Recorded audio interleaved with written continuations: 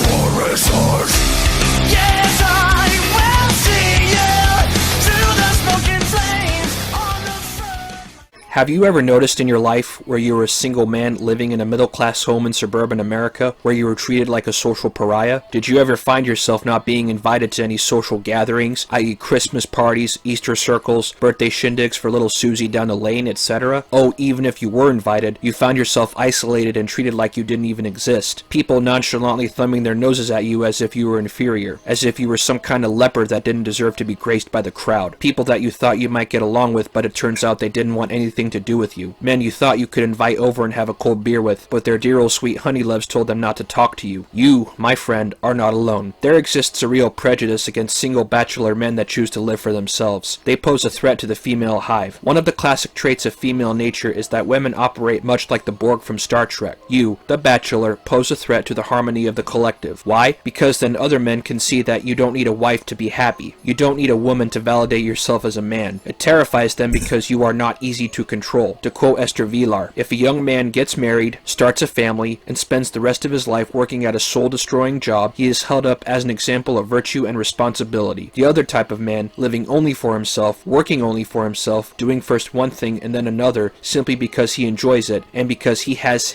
to keep only himself, sleeping where and when he wants, and facing woman when he meets her, on equal terms, and not as one of a million slaves, is rejected by society. The free, unshackled man has no place in its midst. I'll repeat that again. The free, unshackled man has no place in its midst. You heard that right, as quoted by a woman herself. The bachelor is treated as such because of his status and the fact that he is happy where he is. In a society where double standards exist, even in the highest echelons, a woman that chooses to live for herself is considered to be the model of empowerment. It coincides well with the gynocentric narrative of "you go, girl." She is looked to as a symbol of the proud and strong woman that should be revered. But if the man chooses to live in the same way, he is treated much worse. He will be shamed, mocked, and gossiped about by his peers, male and female alike. So-called married friends will only be your friend as long as the wife or girl approves. If the old lady doesn't approve, well, you'll be finding yourself all alone now, won't you? If you thought the bros before hoes thing was the norm, you are mistaken. It's actually happy wife and happy life. It's disgusting that grown men don't have the balls to stand up to their girlfriends because of their happy wife bullshit. Men that can't stand up to a woman because of the label. It also coincides well with the part of Briffault's law of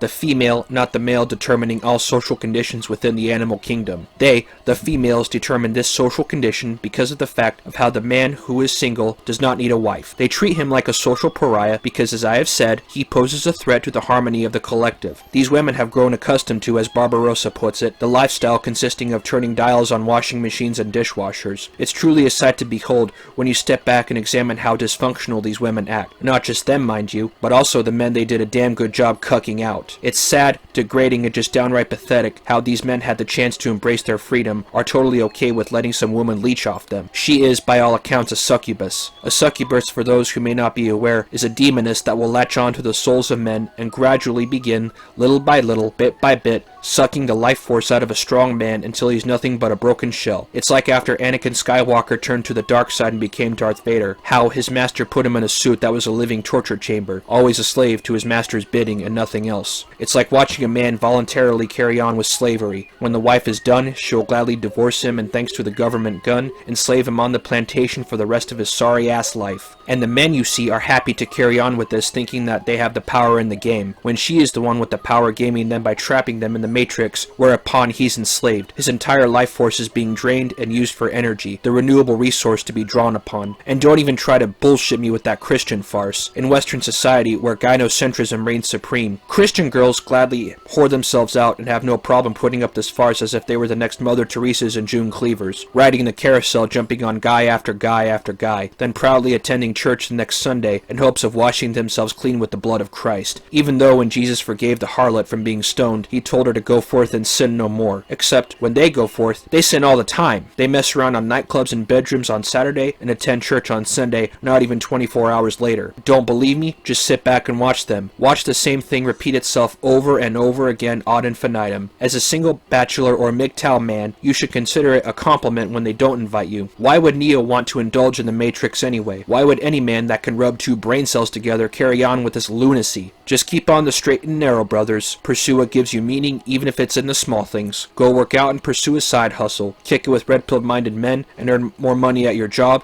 and most importantly, live life to the fullest. You have no business associating yourselves with the workers on the plantation. There's plenty of dumb boobs ready to fulfill that role themselves. That's all I have. Also in the future, I'll be making videos about how Briffault's Law comes into play in a modern society. It'll be a more in-depth analysis with examples. They'll be for newer MGTOWs starting on their journey, if they happen to come across my channel. However, more experienced MGTOW are more than welcome to watch them. Thanks for watching the video. Please like, share, and subscribe. Please donate to my Patreon for more content. Links will be in the description below, and thank you.